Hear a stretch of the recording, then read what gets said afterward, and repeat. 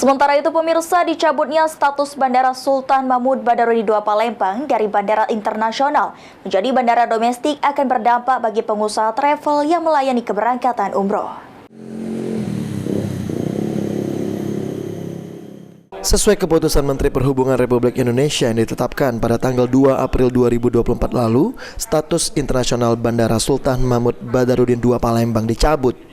Menanggapi hal tersebut, Sekretaris Asosiasi Muslim Penyelenggara Haji dan Umroh Republik Indonesia, Ampuri Sumatera Bagian Selatan Sumbaksel, Kuswariansyah mengatakan dicabutnya status internasional Bandara SMB 2 Palembang berdampak bagi travel umroh lantaran harus charter pesawat atau transit ke Jakarta terlebih dahulu sehingga mengeluarkan biaya tambahan. Jelas berdampak karena kan alternatif lain kita harus ke Jakarta, tidak bisa langsung ke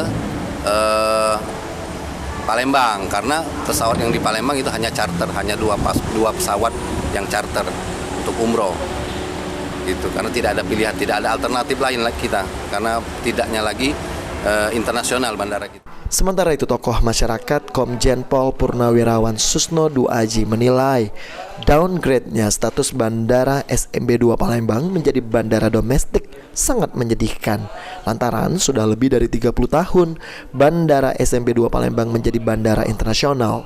Susno menganggap pemerintah provinsi gagal untuk mempertahankan status Bandara SMB 2 Palembang sebagai bandara internasional. Padahal di sini kalau orang mau umroh jumlahnya puluhan ribu, mau ke Singapura, mau ke Malaka, mau kemana-mana. Nanti kalian mau ke situ, mau ke Singapura kalian harus lewat Jambi. Ke Jambi dulu baru naik pesawat dari Jambi atau kalau enggak ke Jakarta. Nah, ini memalukan. Kenapa? Berarti lobby daripada pemerintah daerah kita kepada Jakarta lemah.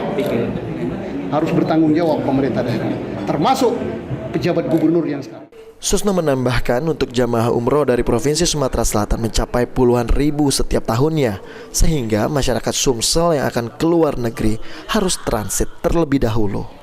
Eki Saputra, PAL TV.